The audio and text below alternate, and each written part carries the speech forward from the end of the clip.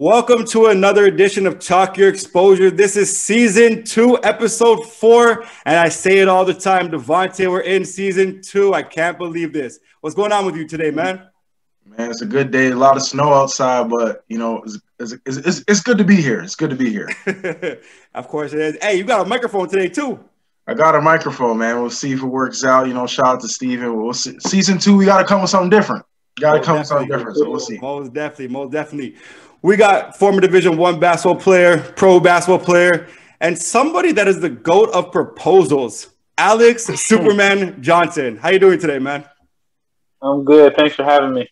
Hey, thanks for giving us some time to talk to you. All right, Alex, you know, we usually like to start the show off with some quick hitters, you know, get the brain flowing a little bit. Been doing it every episode so far. So I'm gonna give you about 6 seconds to, you know, answer each, and then we go on to the next set of people. So it's gonna be, we're just gonna play this or that today. You know, 2 NBA players. I'm gonna go which one. No need for logic, unless I ask. You know, it might be a tricky one. Then we go from there. So, all right, sounds good. First one I'm gonna give you: Porzingis or Drummond. I'm gonna go with Porzingis. Porzingis, okay. Christian Wood, Julius Randle. Oh, Julius Randle right now. Right now, you're right. Okay. CJ McCollum, Devin Booker. Oh, that's tough. I'll go with Devin Booker, man. Got to go with D-Book. Okay. Got to go with D-Book. Let's say John Morant, Trae Young. Ooh. Good one. But I'm going with John Morant. He's more of a dog. You know, I'm gonna have to disagree with that one, but Jaw's a dog, right? You said it straight. Last one I'll give you here. PG, Jason Tatum. Paul George or Jason Tatum? Correct. We'll go with the young buck, Jason Tatum. Definitely future superstar of the NBA. You know, who knows? He could run the league eventually. Yes, so we'll see what happens. Most definitely. I try to stay with all Kobe guys. If you guys noticed. Okay. No, I see it. I figured. We gonna touch up on Kobe. You stay with the Mamba mentality. You're in a good place. You know what? We're gonna stay with that one right now. We're gonna stay with Kobe real quick. I gotta ask you. You know, when Kobe passed, I know it's obviously a moment that we all gotta kind of talk about because it's Kobe Bryant. When Kobe passed away, though, where were you at that moment, and what were your thoughts? I was in Toronto at my mom's house, and one of my boys hit me and told me, and I was like, man, stop lying, man. And like the first thing I did was I went on the Shade Room, or I went on Twitter to see if it was real. And then like I started seeing it come in, I was like, oh no, come on. And like there was always that slim chance of hope that I was like, man, he could pull through, man. The man's like Superman, like he'll come out walking through that helicopter. He's gonna pull through. So I was like, dang, not Kobe. Hey man, I'm not gonna lie, and I've said this a couple times on our podcast before, but I agree with you. You know, it really does feel like Kobe just immortal. You know what I mean? And it didn't feel like it was real. Like when the news came out, it was like Kobe Bryant died. Like what? What do you mean Kobe Bryant died? Like that's impossible. That's one of our childhood superheroes. You know what I'm saying? Like, he was our MJ of the generation. Would you really agree with that though? Would you say that Kobe was, you know, the late 90s, early 2000s Kobe, Michael Jordan? Yeah, I grew up watching MJ, so I was a big Michael Jordan fan. And then when MJ was on the decline and he kind of retired, like I was, damn, like who's gonna fill that void? And then like when Kobe came, he mimicked everything Jordan did. That's why I was like, okay, he's not Jordan, but he's a good, you know. Most definitely. Good runner-up. And then he started going crazy, and I was like, oh, yeah, he's the GOAT. He's not MJ GOAT, but he's one of the GOATs. For sure. Well, fair enough. Another GOAT that I want to talk about, you know, related to Kobe was Gigi. You know, Gigi obviously passed away at a very young age. But you know, you being married to a woman pro basketball player who was very influential to the female and women community. What was it like for Gigi, for you and your family, knowing that Gigi was a advocate for WNBA and women basketball in itself? Man, it was going to change the game. You already seen how pieces were kind of coming together and how Kobe was so involved. Mm-hmm. He was definitely changing the game. And, you know, even though his passing was tough, I still think that he's been able to change the game, how people, you know, view women's basketball. Even before Kobe passed, I was watching a lot of women's basketball. It's like a real cool game just to watch, just because they're not as athletic as the men, but the fundamentals, moving the ball, running the right plays, it's fun to watch. And like we'll still watch you know, UConn play, or we'll watch some WNBA games when they're on. So yeah, it's sad to see her go, because she would have took the league by storm, and it would have been fun to watch, because with Kobe leaving the game, you kind of had that empty feeling of like, man. But then if she was able to, you know, play in the WNBA, it would have been like Kobe's back in the league. You know what I mean? Yeah. So it was sad and unfortunate, man. Man, I feel for Vanessa right now, you know, not just losing just Kobe, but losing a daughter too. I don't wish it upon anybody at all, but I agree with you. I agree with you, man. You know, Gigi would have definitely taken the WNBA, the NCAA women's basketball in itself by storm, because that would have been, you know, the next thing behind Kobe. I do want to touch up though, you know, moving on from Kobe Bryant, you know, we'll touch up on that a little bit later, but I do want to know, because Devontae asked you earlier between Porzingis and Drummond. So Drummond, you know, as everybody knows right now, Drummond's sitting out, and Draymond Green came out and started being very vocal about the NBA, and, you know, talked about how he feels like it's for lack of better words, bullshit of how the players are being treated. Do you agree with what Draymond said? And if so, what are your thoughts on that? I do. I think he hit it right on the head, to be honest.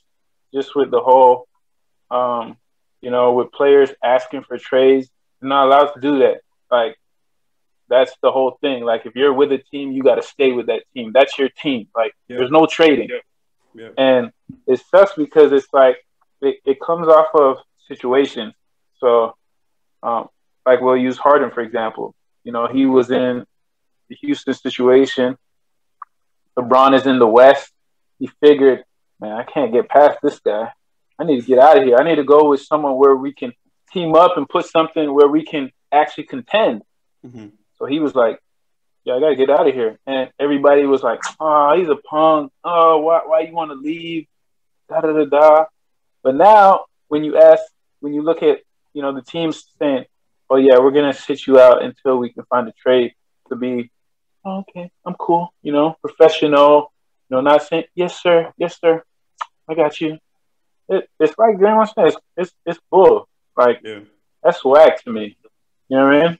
Yeah, for sure. And I understand the whole game. Oh, we don't want him to get hurt, and that way he won't be able to be traded, blah, blase. But that's whack to me. Yeah, for sure. That's how they make it. Like, Draymond hit it on the head. Like, so if Drummond was on that, nah, man, I want out of here.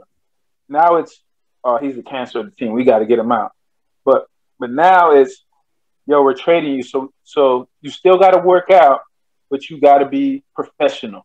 So, you know, cheer on your teammates, be that guy.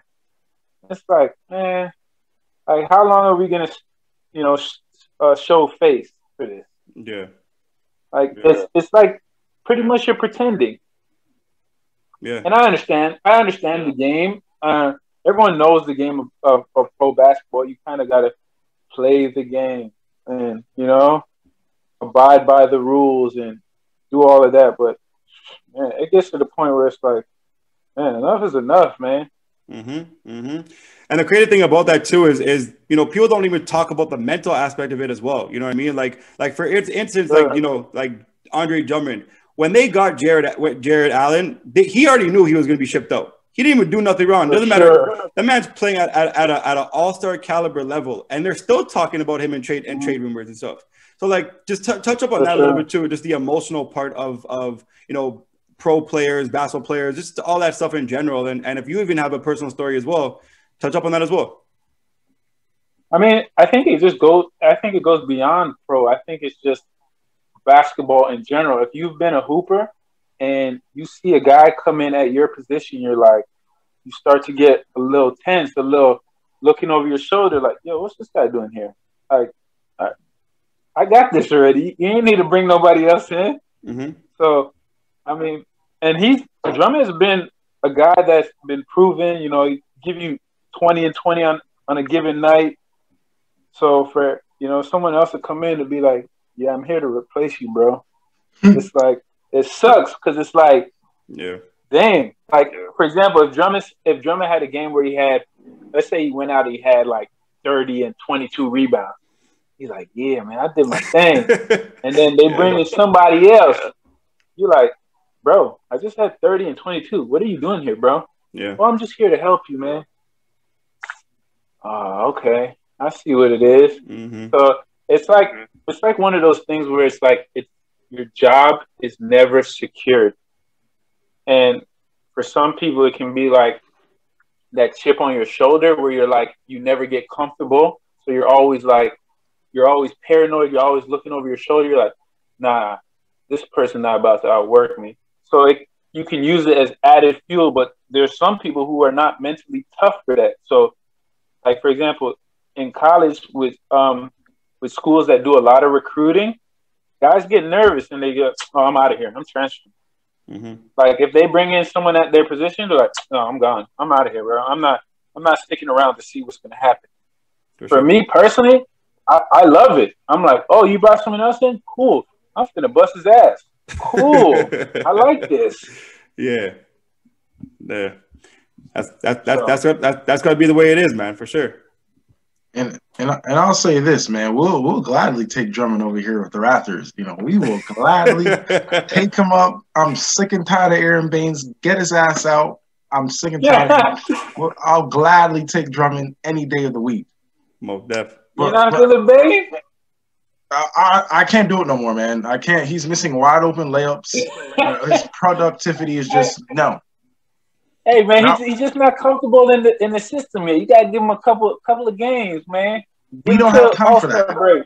We don't have time for that. We don't have time for that, man. We got to keep our caliber up to par. Right now, our center position is not looking too good. Man, he was good with the Celtics. He held his own with the Celtics. Yes, he did.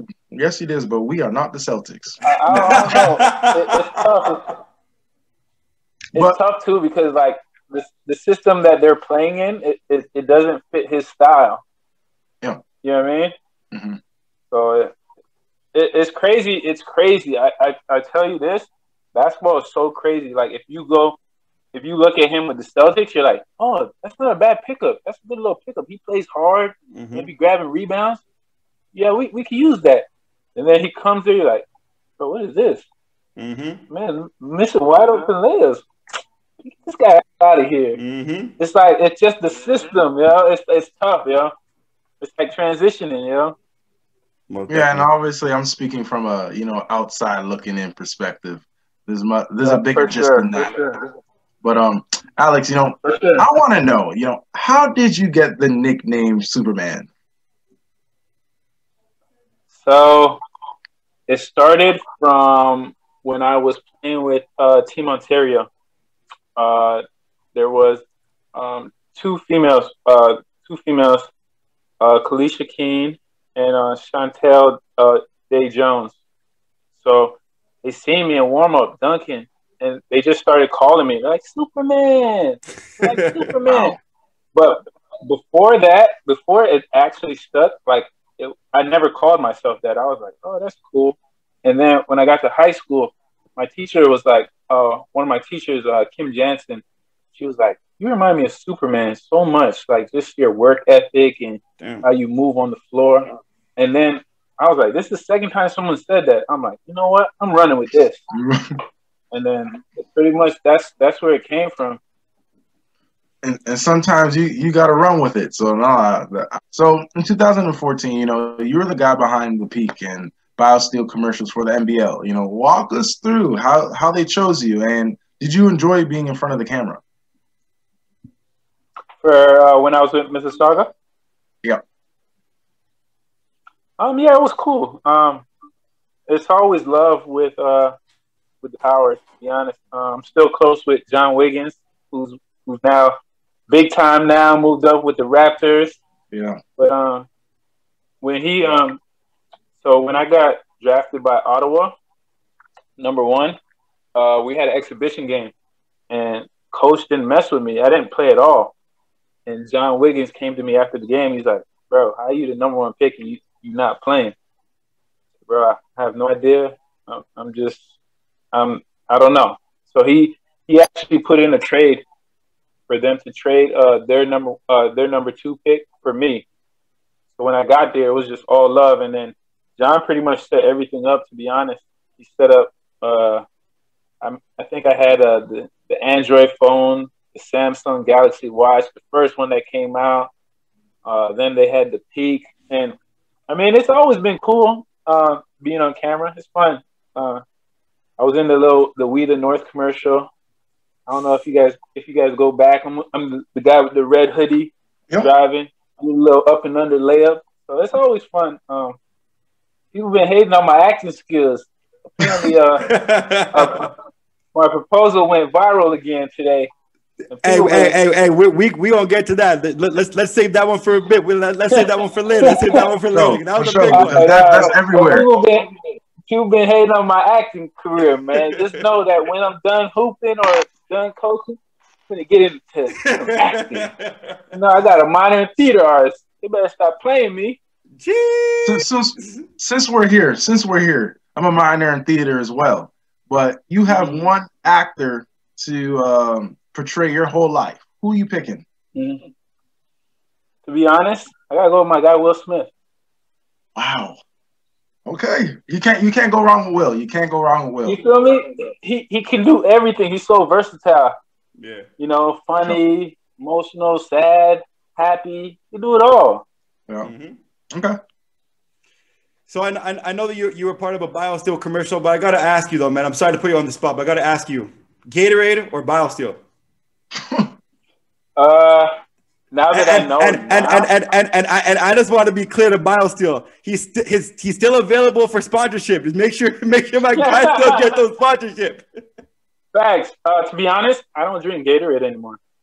Ooh. Yeah. Once I started with BioSteel, I haven't turned back. Jeez. Especially when people told me how much sugar is in Gatorade and stuff, and then BioSteel, there's no sugar. Mm-hmm. So that was an easy out. I was like, oh, cool. Definitely not going back to Gatorade or Powerade. BioSteel, get this guy a contract. Get him Come on, contract. Man, sign me up. It'd be nice to get some packages sent to the house. Wake, nudge, nudge. I got to ask you though. Talk to us about your basketball camp. What made you want to work with kids? Just passing it down to the next generation has always been my thing. There's always somebody before me that showed me the rope and helped me with my game. So just paying it back forward and blessing the next up and coming. Is there any kids that you know of that you're looking at saying, "Damn, that kid's gonna make it"? There's a couple right now. I guess the biggest one right now that probably everyone knows is probably Elijah. Mm-hmm. He's coming along real good, and his work ethic is outstanding. To be honest, I think that's what's going to be the biggest thing.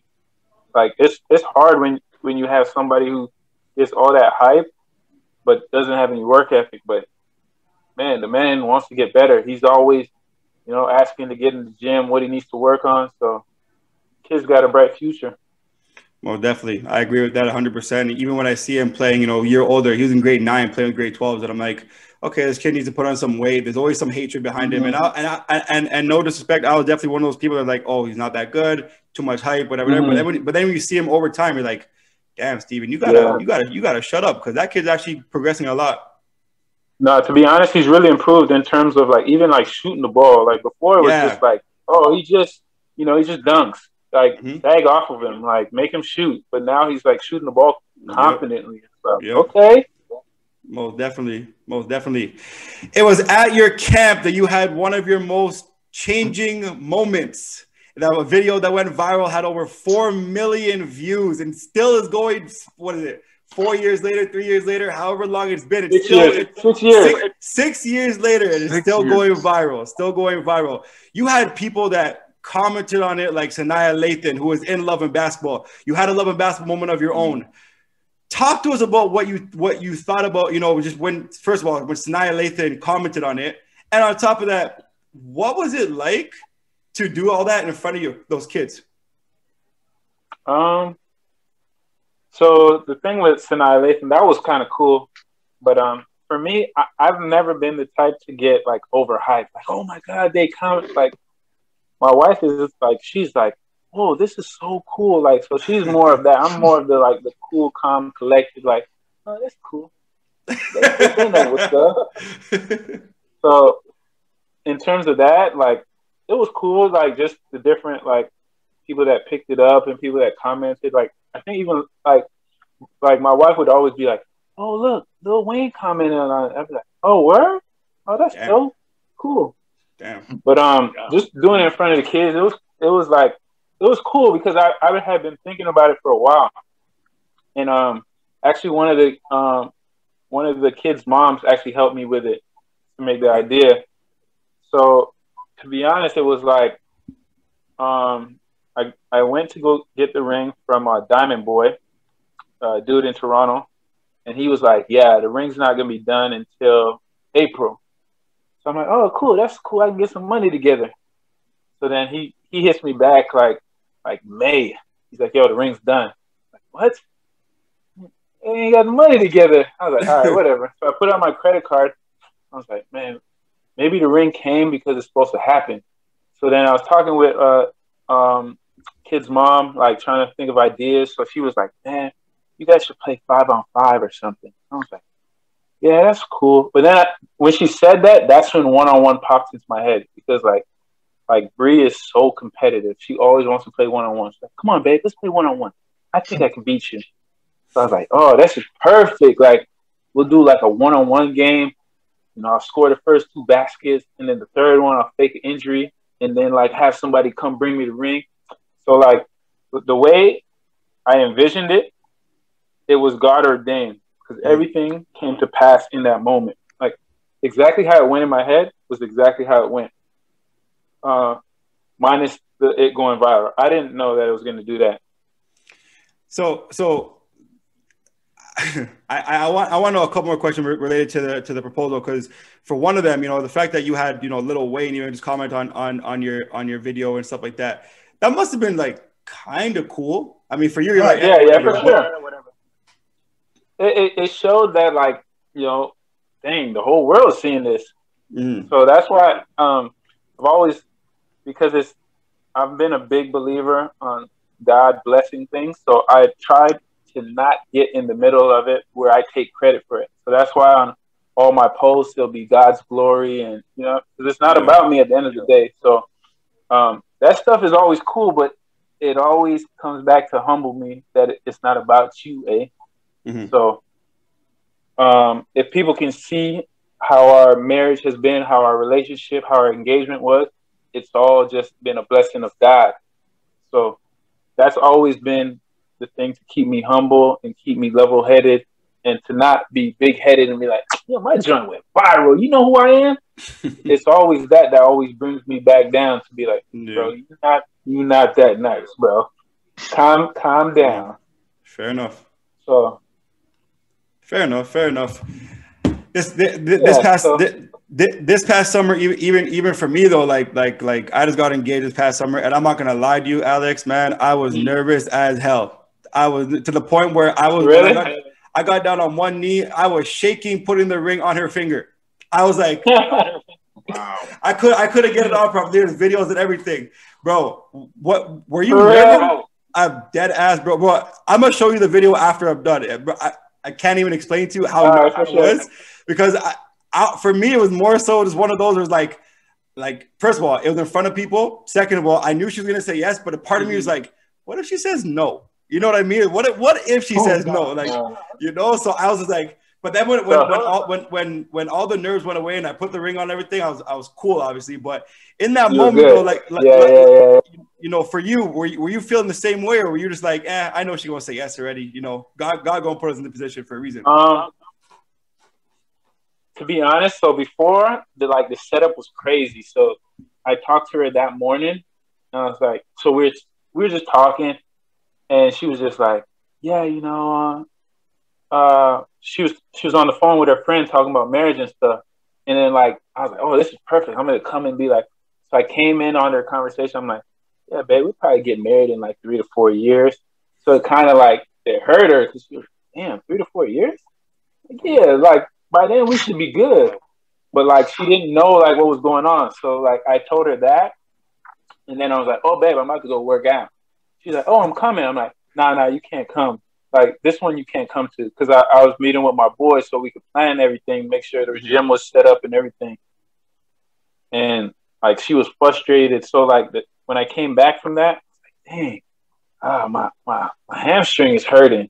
She's like, see, that's what you get. I was like, okay, all right, cool. So this was, but like in that moment, so like when we checked it up, like I was like, all right, hey, you better make these 2 baskets. Like you have to. In order for this to work, you have to make these 2 baskets. Because if you don't, everything falls apart. Yeah. So I mean the first basket, when I hit her with the jab and I scored the layup, and then I didn't even expect like the kids or like my friends, everyone was like, yeah. So that kind of like ridded me of like the nervousness and like anxious. Like I was like, oh, okay, I'm just at the gym hooping. Like this is easy. So like that kind of helped me. Like I never told anybody this, but like that right there, them doing the I was like, yeah, I need that. Give me that joint. Give me that joint right there. That's hit her with the next one. I'm like, yeah, I'm here now. Hit her with that. Hit the little right hand layup. I was like, yeah. And she's like, oh my God, he's so annoying. So, I mean, the first, I was nervous to be honest, but like after like, you know, friends, family, and the kids like giving me that energy, it kind of like just like, oh yeah, this is how it's supposed to go. This is how it's gonna work out. To all the men and kids watching this, can you give some advice to them on how to keep a successful marriage? Oh, that's easy, man. Even to myself too. Give me some advice as well. I need all the advice, right, man? Keep God first. To be honest, that's how simple it is. If God is in your relationship, then it's gonna be blessed and it's gonna flourish. Because a lot of people had there's a lot of people like talking to us and saying, oh, it's not gonna work, and you know your first year is gonna be hard. So like they try to put that energy in your ear, telling you, oh yeah, it's gonna be tough, man. You know, you better be careful. Man, don't believe any of that energy. If God is at the top of your relationship, it's gonna work. Like, and I stand like 4 years. We've been married for 4 years now, and there hasn't been. I mean, we have our ups and downs where we'll get into little disagreements, or you know, but it hasn't been to where it's like, oh my God, I can't do this with this girl. Like these last 4 years have been amazing. It's just been fun, just like traveling the world with her, just enjoying each other's company. Yeah, I can't wait to see like what's next when you know things start opening up, and you know, I think we're gonna take a little trip to Turks and Caicos, man. Oh, you know what I mean? We've been over here in the winter time, so it's time to, you know, enjoy ourselves a little bit. Most definitely. But also, it also helps on the fact too that you guys are both hoopers at the same time. I'm sure it's very competitive. Yeah, for sure. You know, I think that's been big too. Just because she understands the grind, and she's been amazing at times of motivating when you know. When you have moments of weakness, you know, there's times where you're like, I don't know if I want to do this. And she's like, no, you're doing it. So get out of that mode and focus right. And you're like, all right, cool. And then times when she's like that, I check her like, yo, we're not doing that. Let's get right. Yeah. So For sure. just holding each other accountable. Another tip is being able to compromise. You know, sometimes people want their own way. Mm-hmm. So, and sometimes you gotta be able to be like meet the person halfway there. You know, right now it's been tough on my wife because she's been working at Amazon. So Mm-hmm. for me personally, I try to make it as easy as possible when she gets home. So, you know, I try to do the meals right now. I try to do all her laundry and my laundry. Try to make sure the house is clean so she doesn't have to worry about none of that stuff. So she can just relax. She can come home, be stress free, and not be like, oh, I just came out for 11 hours. Now I got to go home and cook, and I got to do this. And Yeah. nah. So just being able to help each other through that stuff. That's big. That's a big piece of advice right there, man. It's a big piece of advice. I'm learning about that my damn self. Holy. Let's transition now to a little bit more basketball. I'll talk about your basketball career before we get to your Division One career. Want to know? Sorry, let's backtrack a little bit.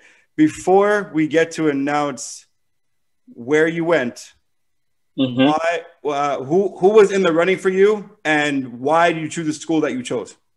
Back. So for my first year, I didn't really have any offers like that. Like I was a late signing. I only had 2 schools, and Coach Rowe was the one that hooked it up for me. I had Cal State Bakersfield and then Cal State Northridge. So, and the visit to Cal State Bakersfield, I went on a visit, official visit. They flew me down. The visit was amazing. I got real close with their alumni point guard.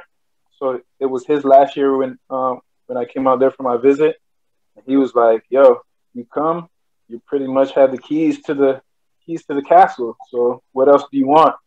And it's funny because I actually talked to him today, and we've always been cool, still keep in contact. And I thought that it was pretty much the best situation for me in terms of, kind of just learning the game and being able to go out there and play right away.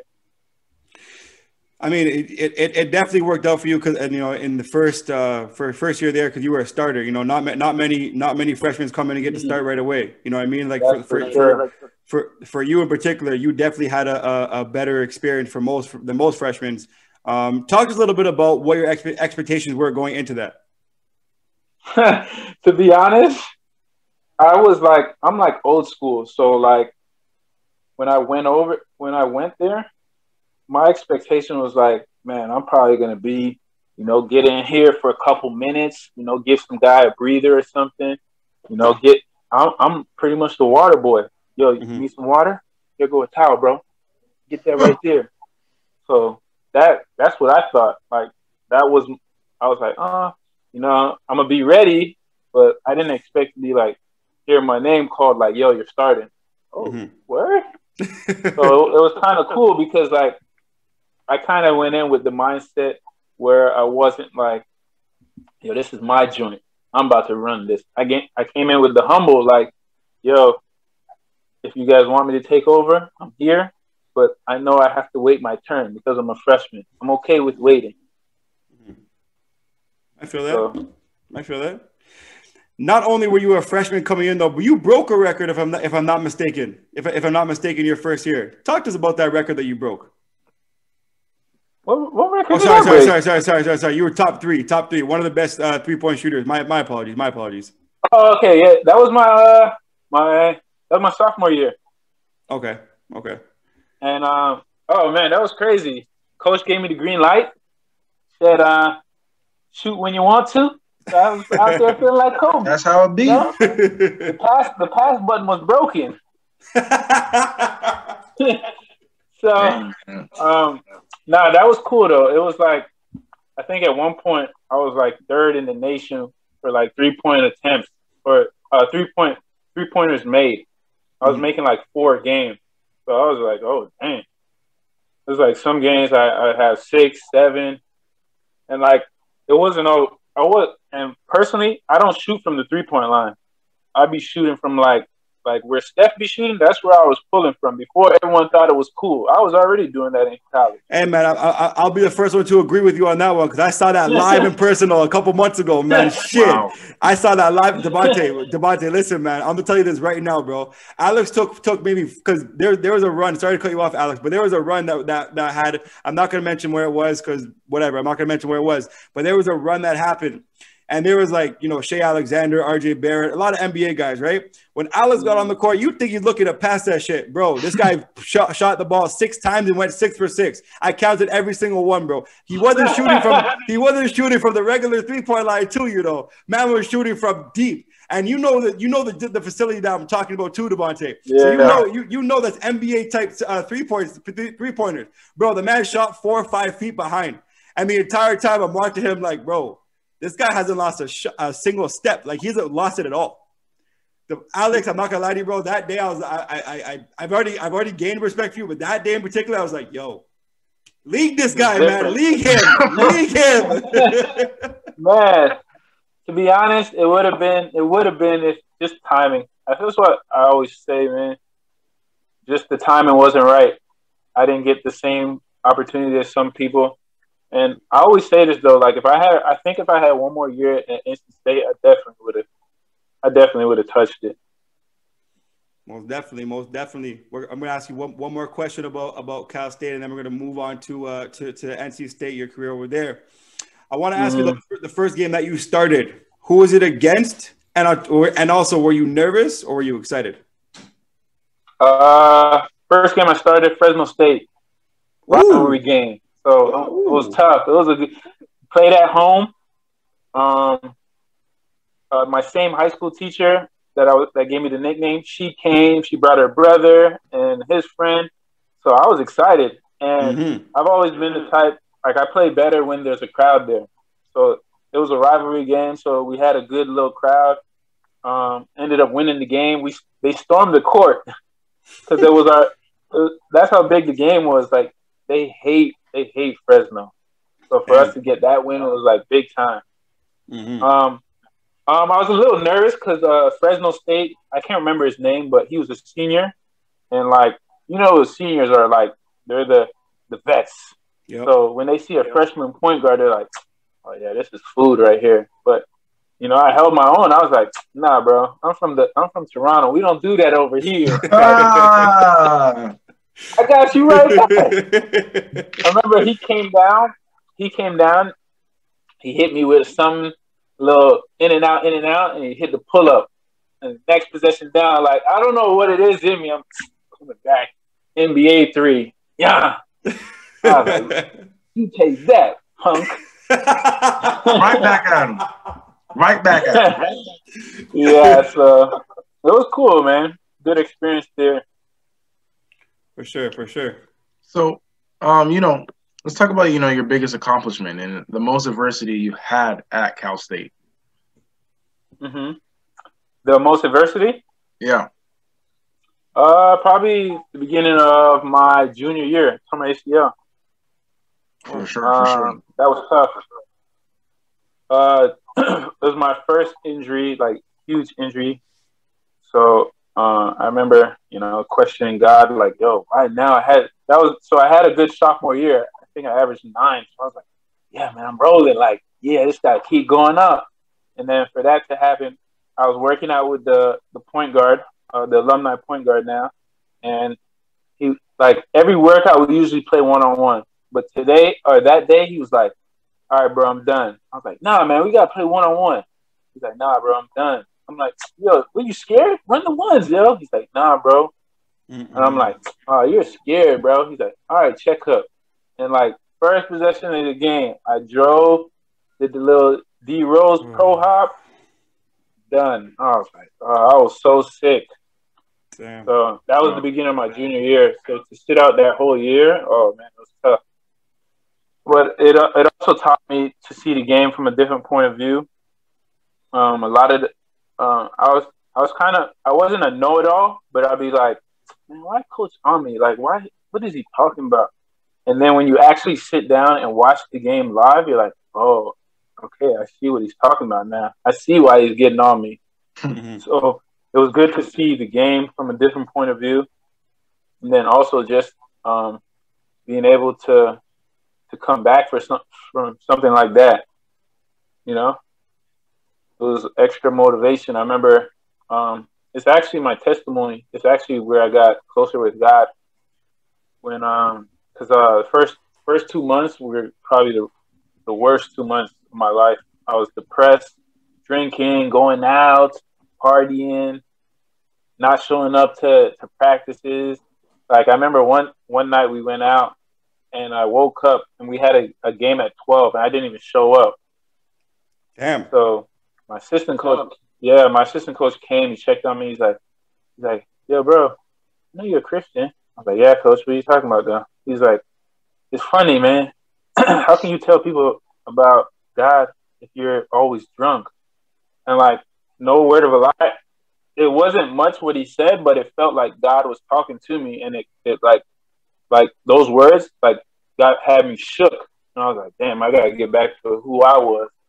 And after that day, I was back to working out. I was going to rehab, put down the bottle, stop going out. I think a reason why I was depressed too was because after the surgery, the doctor had came to me.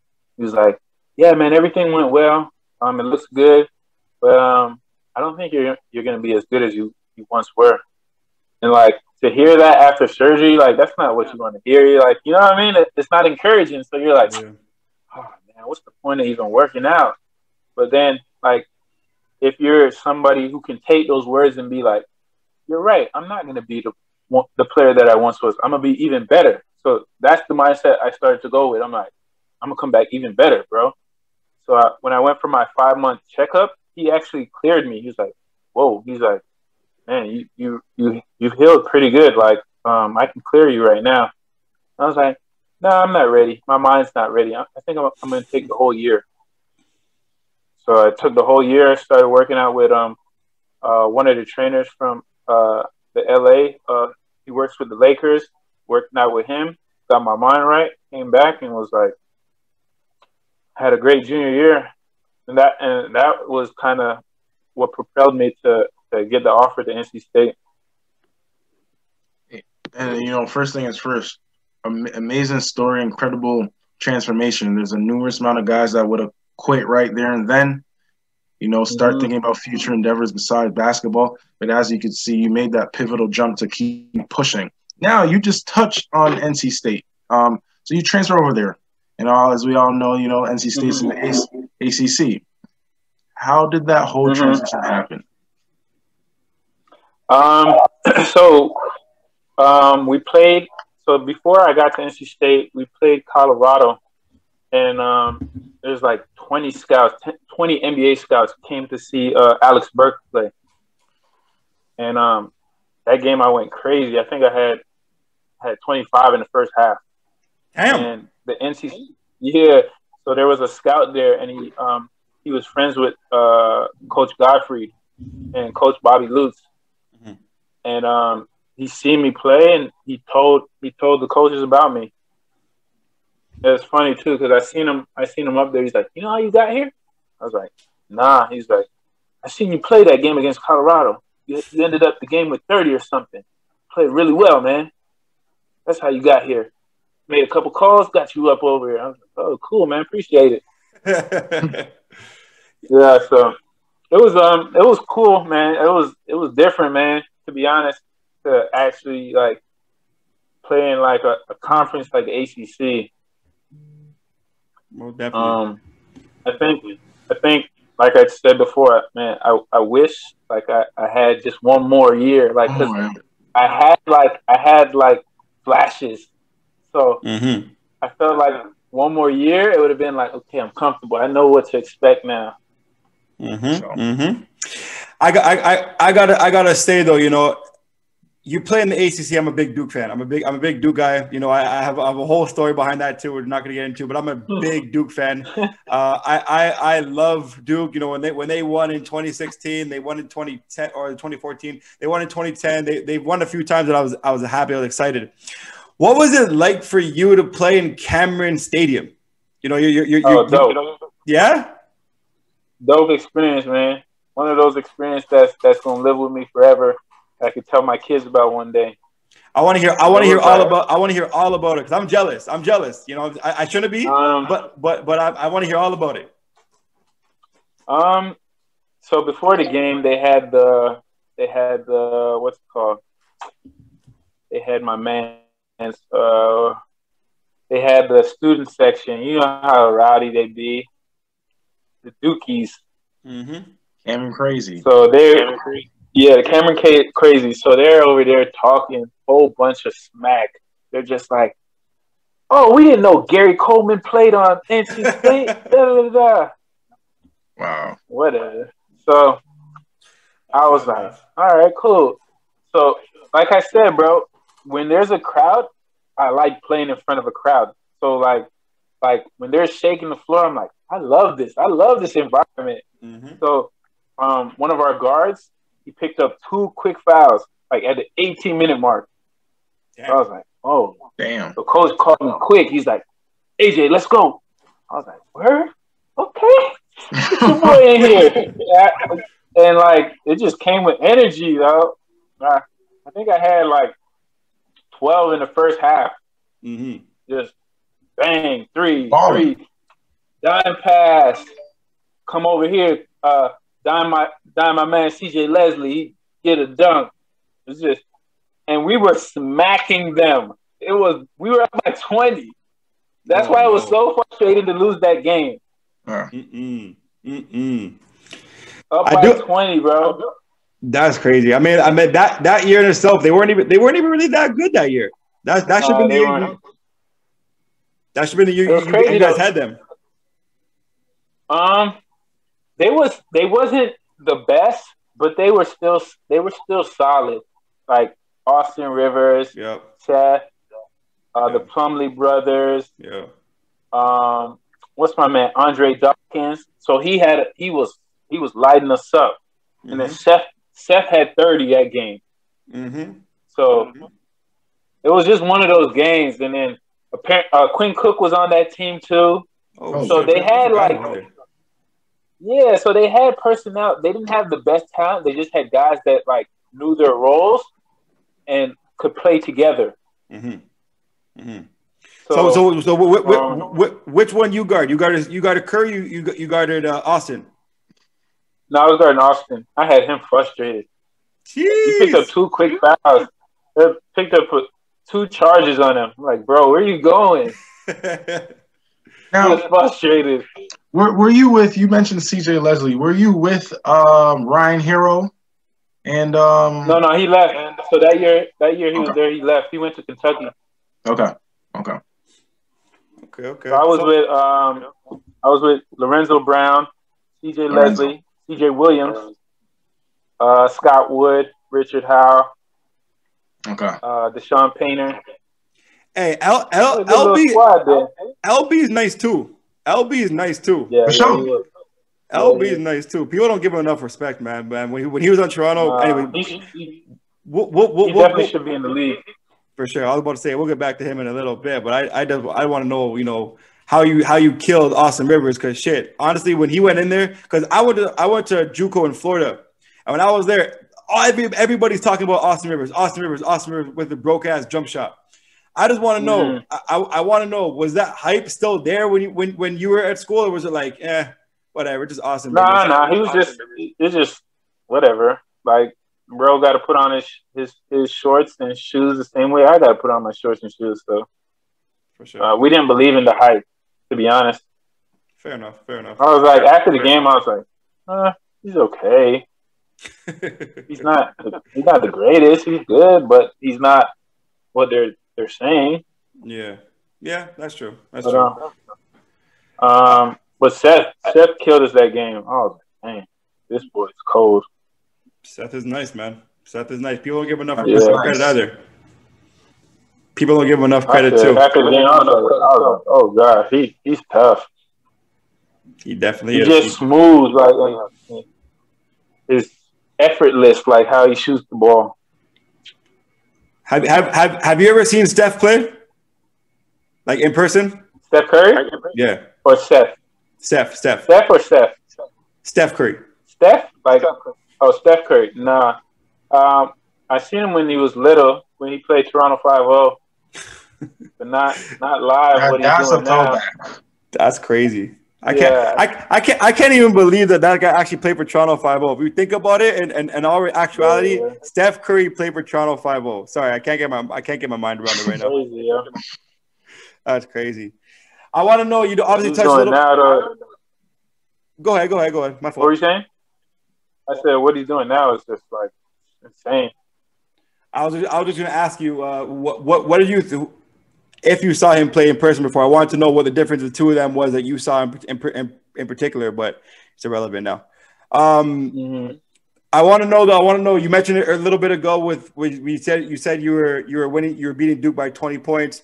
Obviously, that was a tough game for you to be able to swallow because they came back and they won that game. Other than that game, was that the hardest game that you played at NC State, or was that one of those just like? Was there other games you could talk about that was hard as well? There's a whole bunch, to be honest. That whole season was pretty good. I remember we played Texas in the coaches tournament. Okay. In New York at Madison Square Garden. That's the year Mike was there, and they had another guy. I think his name was Brown, Jacobian Brown or something like that. He was cold. They had us down by 20. And I remember Coach Godfrey was walking back and forth. And I'm like, Coach, you trying to win this game. Get me in. I got you. And he looked at me. He's like, oh, word? I was like, if you put me in, we going to win this game. He's like, all right, go ahead. Came back and beat them boys. You weren't lying then. You weren't lying. That was God talking to him. Man. That must have been a pivotal move for you and, your career there at NC State. Now, at that part of the season, was that before conference? Or that's in conference? Yeah. So that was before conference. Okay. That was our last tournament before conference. Okay. So that must have been great then, yeah. Heading into conference, having definitely a trust relationship in the coach, build some confidence going into conference. I know ACC is a competitive-ass league, getting to the tournament. Getting a good seeding is, what it's all about, leagues like that. And I think after that tournament, I actually met with Coach too, and I talked with him. I was just like, yo, Coach, I'm a senior, man. This is it. I don't have no eligibility after this year. Like, you can use me. Like if you want to go to where I think you want to go, then use me. We can get there. He's like, I hear you, man.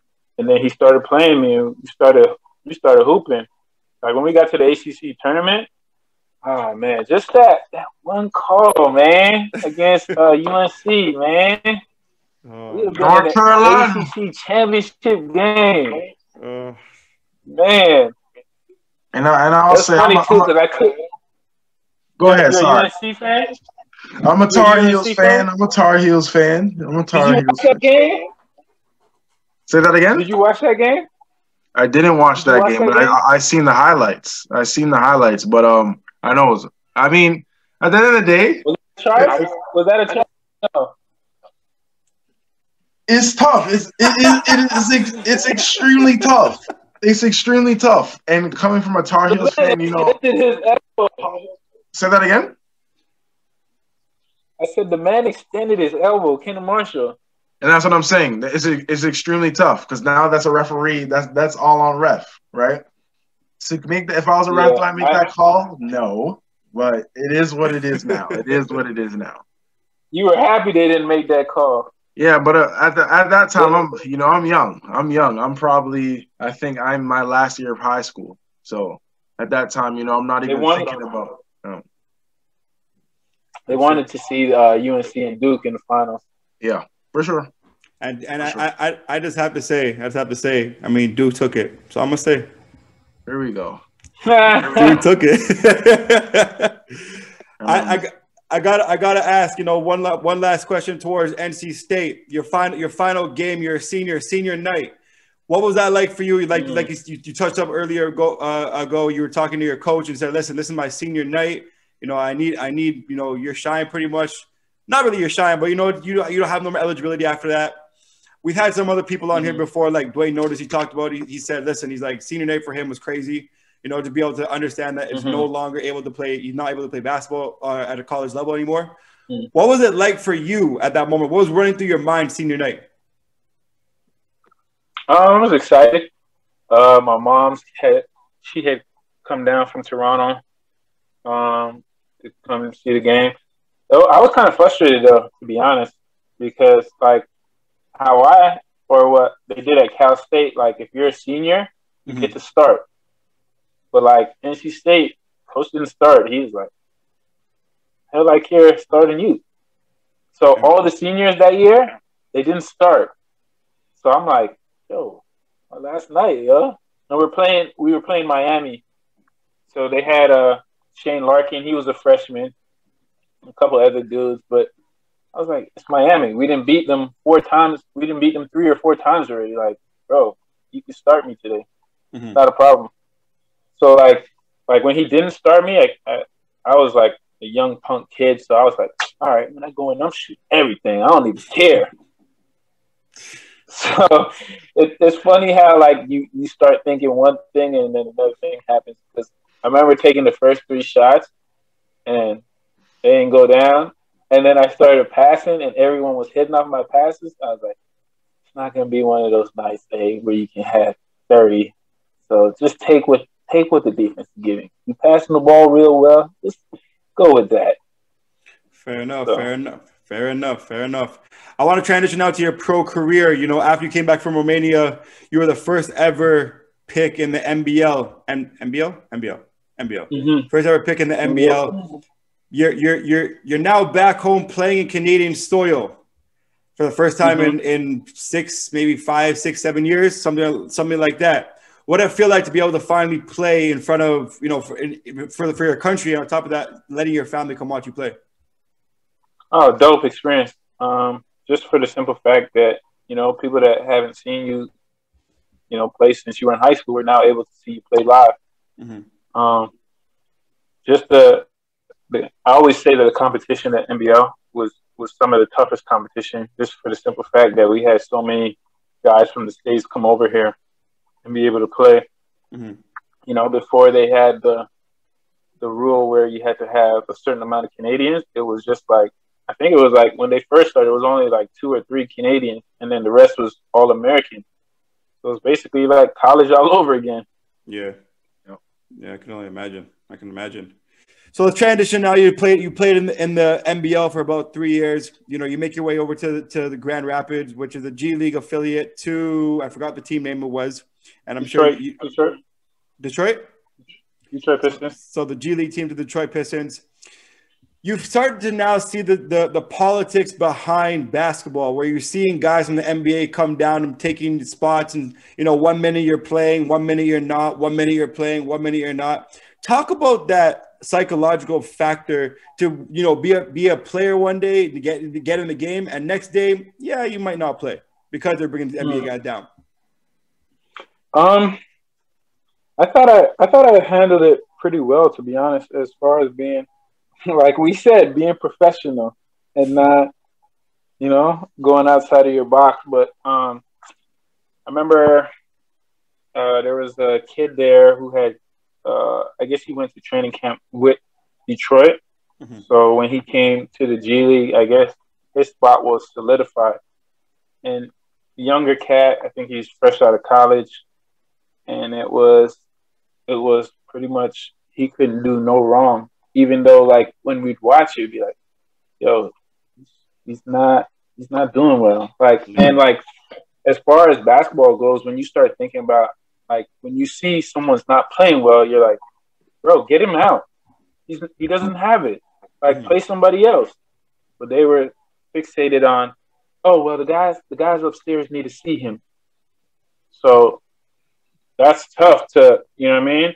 All the work that you put in, all the stuff that you do at practice, it basically comes down to, it doesn't matter. They basically shitted on you. You know what I'm saying? They basically shit on you in the sense. It's just like, oh, like I'm gonna bring so and so down to take over so and so spot, even though I just signed so and so. You know, in this particular situation, the guy you're talking about taking over your spot, right? Like who? Why can't Alex Johnson get a chance? You know what I'm saying? You know, it's crazy to think about. And I'm sorry to cut you off, but this stuff bothers me because it feels to me it's just like, bro, like give other people a chance. You know what I'm saying? And even when Dwayne Notice on here, he felt the same way. It's not. It's never. It's always.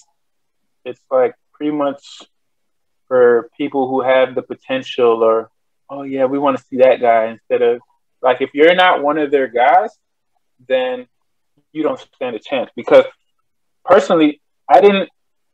They didn't bring me in. Like I went to the open tryout. I killed in the open tryout. They asked me to come back. Went to training camp, did well in training camp, made the team. So it wasn't like they handpicked me and said, oh, yeah, we want to see him. Like, I came out of nowhere. They're like, yeah, who's this guy? Oh, yeah, we'll put him on the team then. So. Yeah, fair enough. I think that year was tough, too, because we had Ray McCallum, Jordan Crawford, Kevin Murphy, Zoe, Lorenzo Brown, who was like, it's tough for me.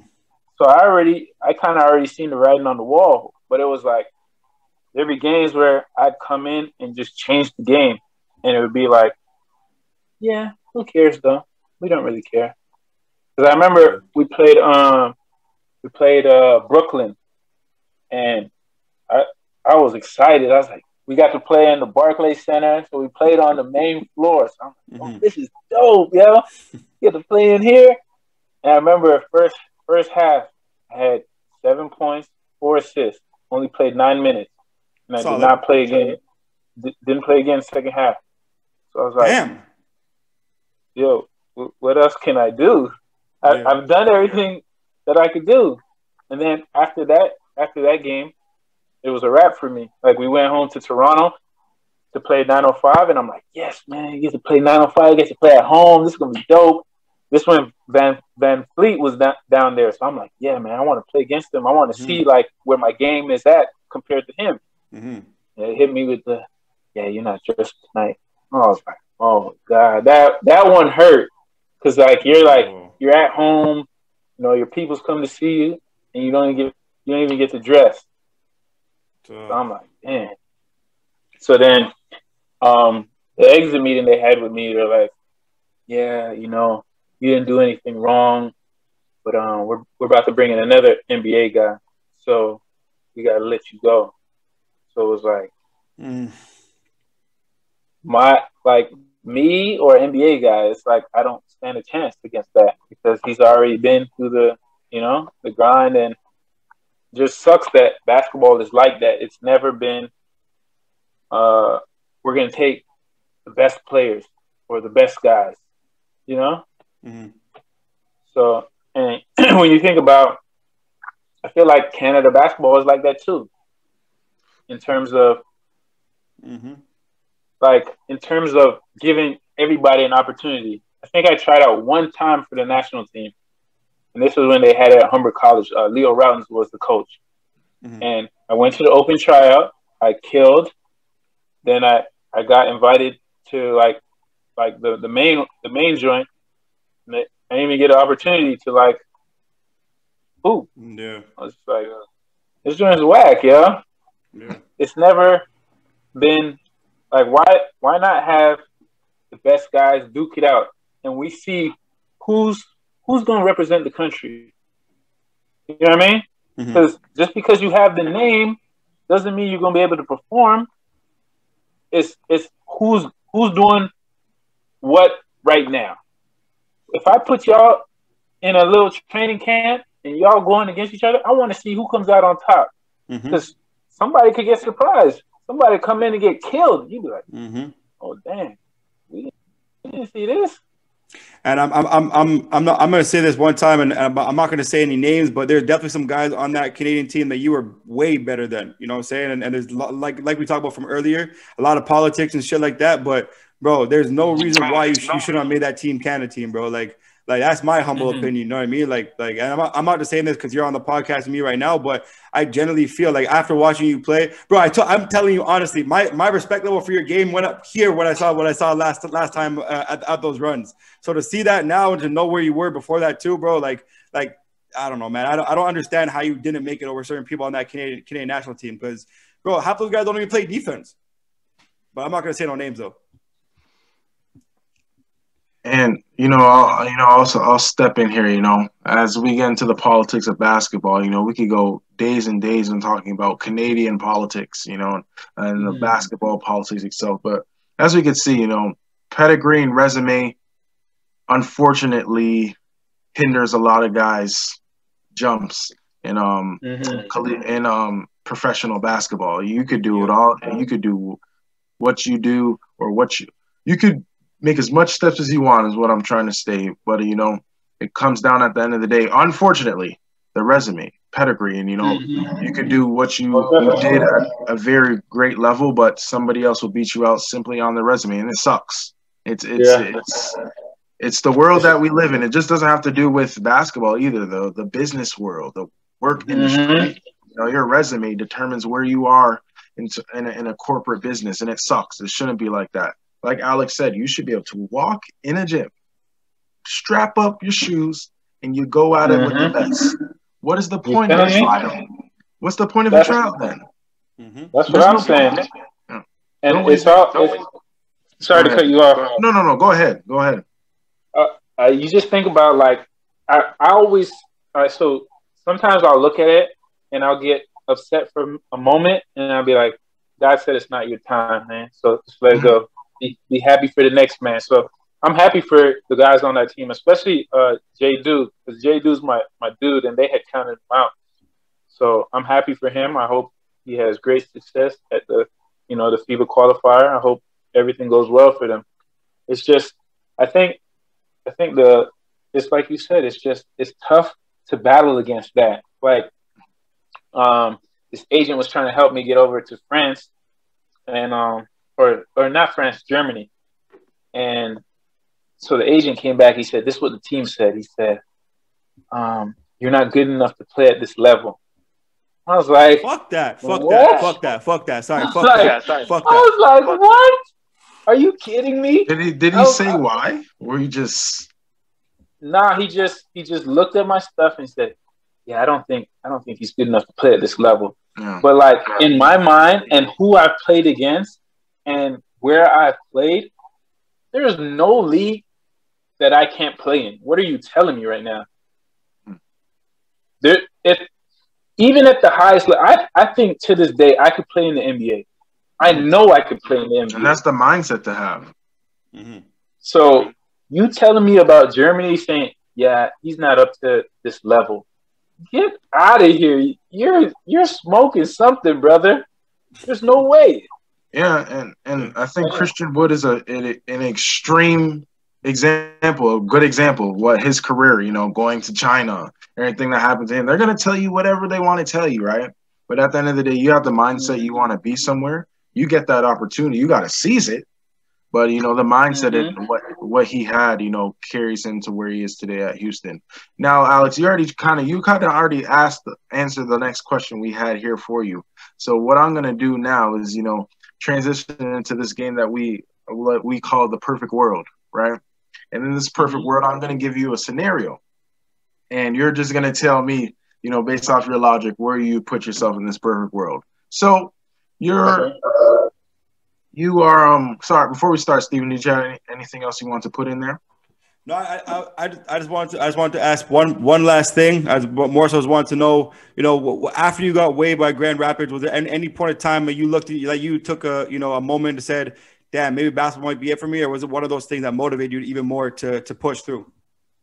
It's always been motivation, to be honest. For my time at with the G League, it was good. I learned from guys like Ray and Jordan Crawford, and I was able to move on and kind of use what they taught me and be able to propel. So it's always growing, man. If you stop growing, that's when you need to stop. So for sure. Go ahead, Devo. Go ahead, Devo. Perfect All world. right, so as we were saying, Alex, we put you in this perfect world. So you're at the end of your 12th grade year in high school, right? You can't pick Cal State. You can't pick NC State. What other school would you have a chance to go to any school in the country? What school would you go to? So my dream school to go to was Marquette. Ooh. Okay, we hearing this. Okay. Yeah, so I watched D Wade growing up, and I was a big fan. I was, damn, I want to go there. And just the system, it seemed like a guard system, so a system that I could flourish in. And I think personally, I wish as a kid, I would have taken more time to do my research in terms of the school that you go to has to kind of complement your game, because if you go to a school where it doesn't complement your game, you're kind of shooting yourself in the foot. So I wish I would have did that more, especially when I had I don't regret any of my decisions. I mean, for sure not NC State, because that's where I met my wife. So, but like now that I tell this generation coming up, I'm like, hey, like really focus on, can this school complement my game? Don't just go to a school because they're Nike or they're Adidas. Do your research. What kind of plays do they run? Or is this going to be a good fit for me? Or am I going to be sitting down for 3 years saying, dang, I shouldn't have came here? For sure. Preach. Now you're excelling at Marquette. You're doing what you got to do. Double figures every night. ESPN highlights every night. You're a lottery pick, right? You got obviously the stuff that we don't see. You kind of get to determine where you want to land in the draft. Which team are you going to?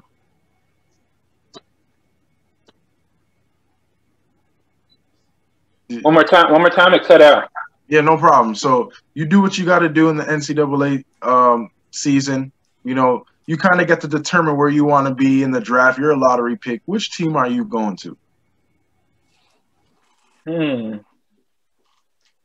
So am I talking about this year's NBA, like how the teams are now, or back when I was in school NBA? For the sake of it, that's a great question, because there's definitely a difference in that. We're gonna say today's NBA. We're gonna say today's NBA. Okay, today's NBA.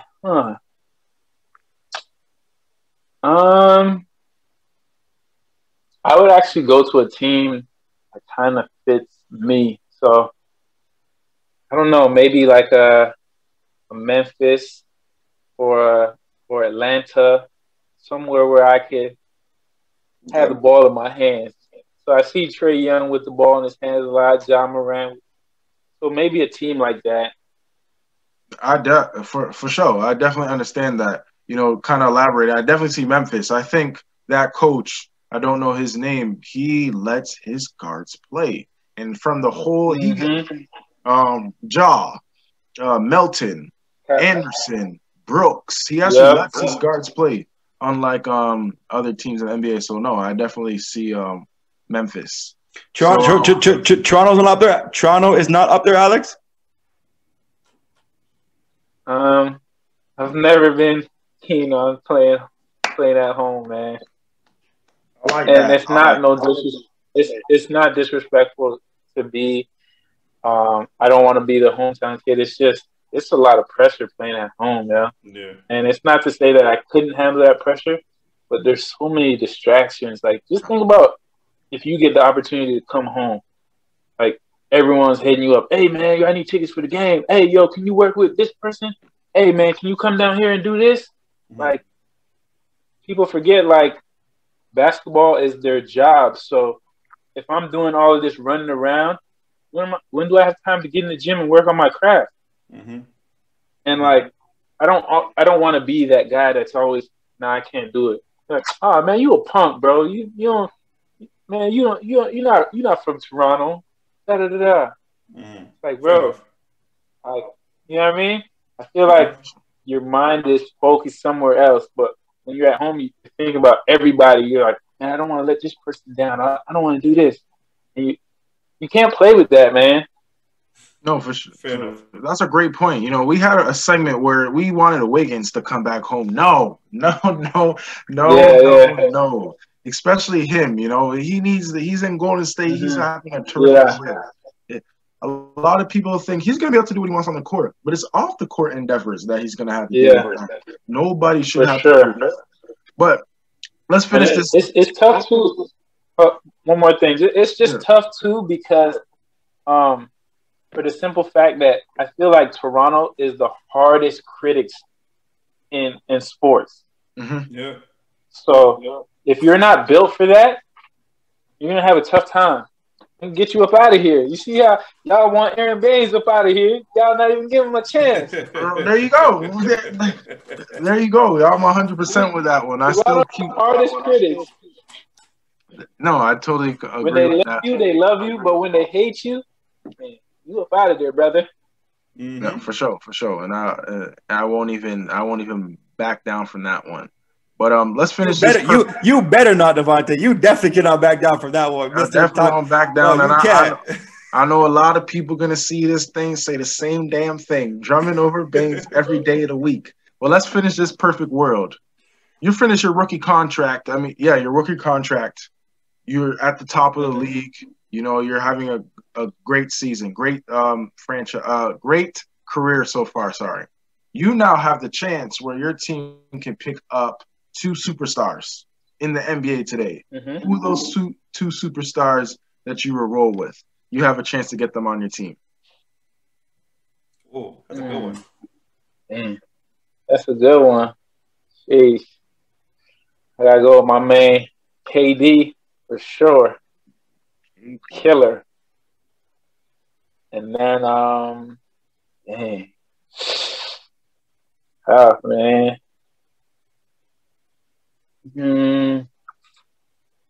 It's easy because people are like, man, just pick LeBron. But like, I think playing with LeBron is tough, man. Because he dominates the ball. So I don't know. I don't think I would go LeBron. So I have KD at my wing. I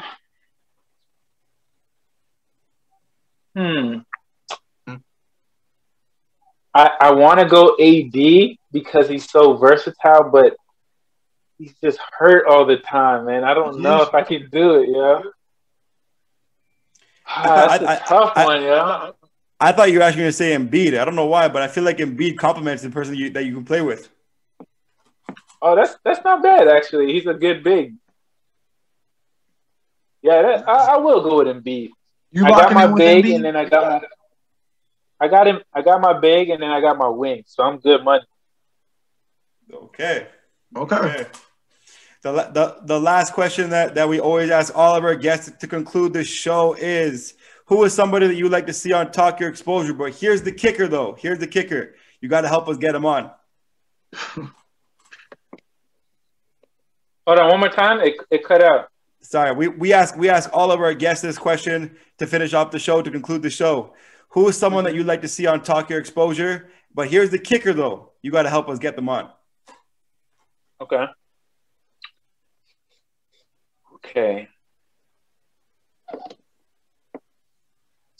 I know who.